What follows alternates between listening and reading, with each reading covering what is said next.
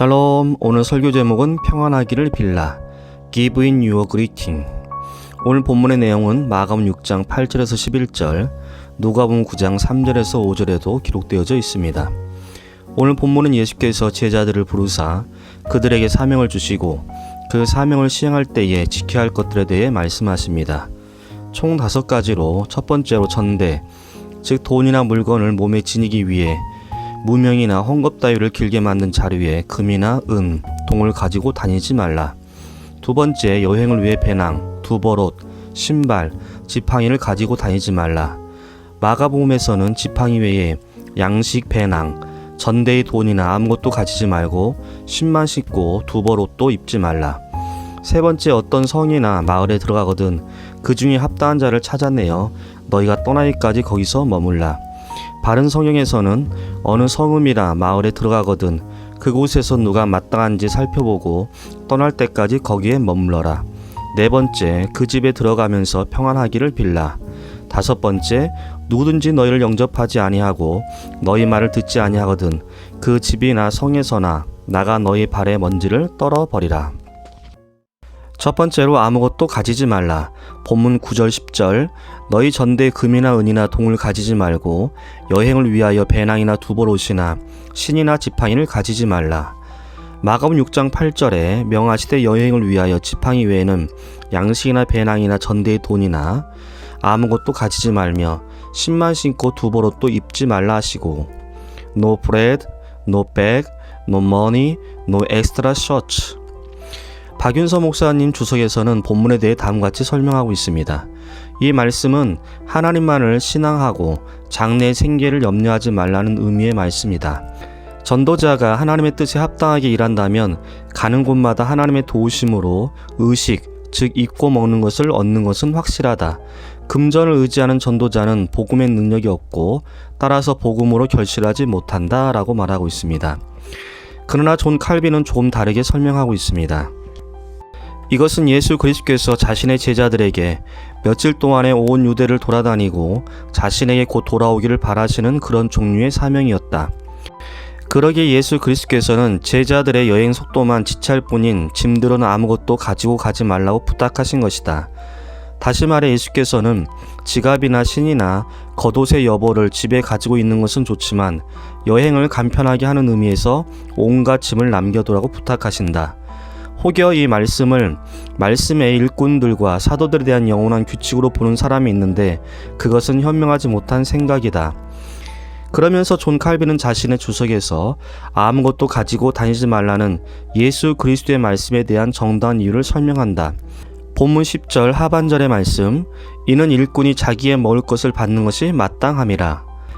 예수 그리스도께서는 자신의 말에 대한, 즉 아무것도 가지고 다니지 말라라는 말에 대한 제자들의 망설임을 예상하고 있다. 왜냐하면 아무런 준비도 없이 전 유대 지역을 여행한다는 요구는 제자들에게 가혹해 보일 수 있기 때문이다. 그러므로 예수 그리스도께서는 제자들에게 굶주리지 않을까 염려하지 말라고 재다짐시키신다. 왜냐하면 제자들은 어디를 가든지 최소한 먹을 것을 받을 만한 자격이 있기 때문이다.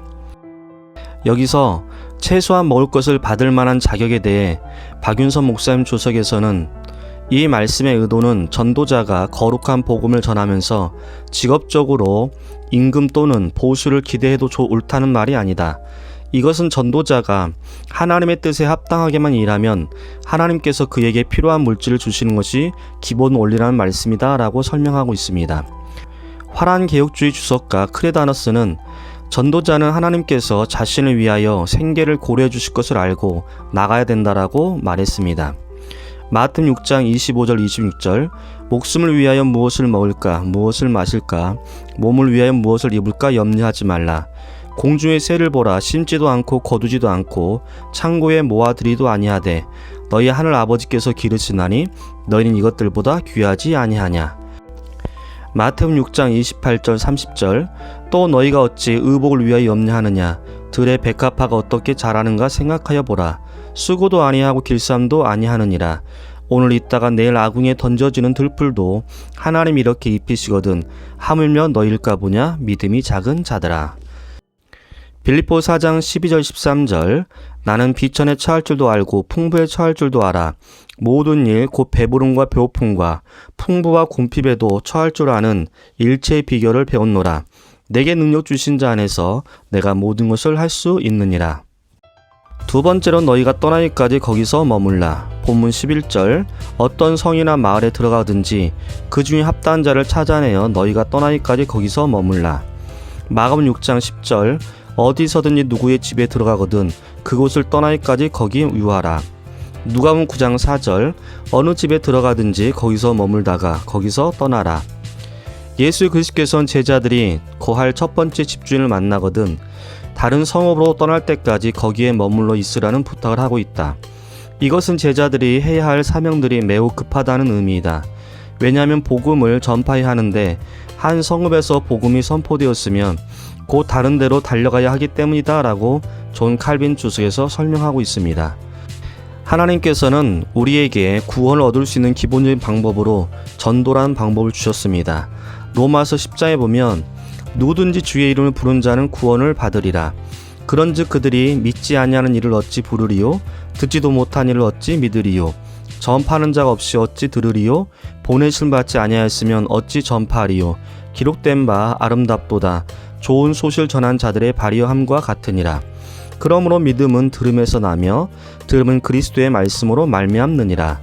고린도전서 1장 18절 21절 십자의 도가 멸망한 자들에게는 미련한 것이요 구원을 받는 우리에게는 하나님의 능력이라. 하나님께서 전도에 미련한 것으로 믿는 자들을 구원하시기를 기뻐하셨도다. 예수께서는 전도, 즉 복음 전파가 얼마나 중요하고 얼마나 긴박한 사안인지를 제자들에게 강조하고 있습니다. 우리 또한 예수가 그리스도이심을 전하는 복음 전파의 사명의 중대성과 시급성을 깨달아 땅끝까지 전하는 그리스도인이 됩시다. 세 번째로 평안하기를 빌라. 본문 12절에서 14절 또 그 집에 들어가면서 평안하기를 빌라. 그 집이 이에 합당하면 너희 빈 평안이 거기 임할 것이요 만일 합당하지 아니하면 그 평안이 너희에게 돌아올 것이니라. 누구든지 너희를 영접하지도 아니하고 너희 말을 듣지도 아니하거든 그 집이나 성에서 나가 너희 발의 먼지를 떨어버리라.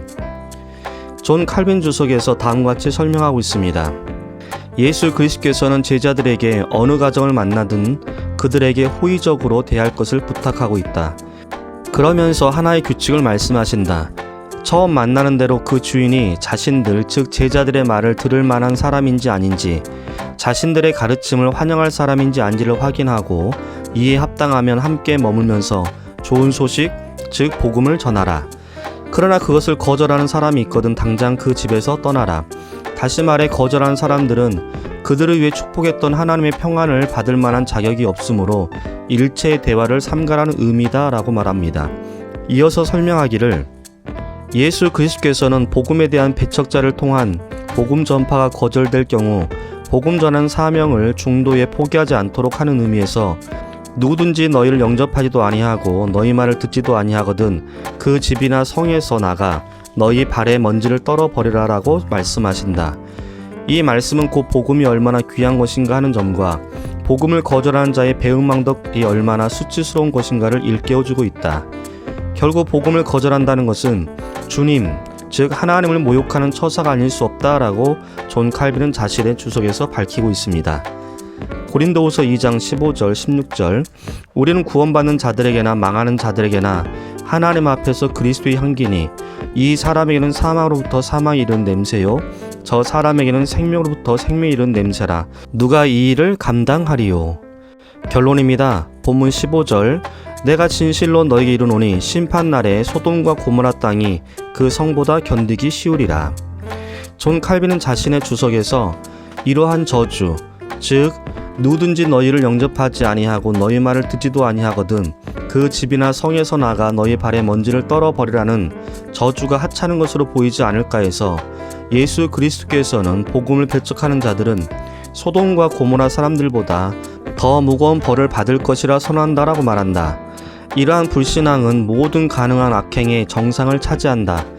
하나님께서 온갖 모독과 독설로 복음을 배척하고 박해하는 저 미친 원수들을 어떻게 하시겠는가 라는 말로 존 칼빈은 본문의 설명을 끝맺고 있습니다.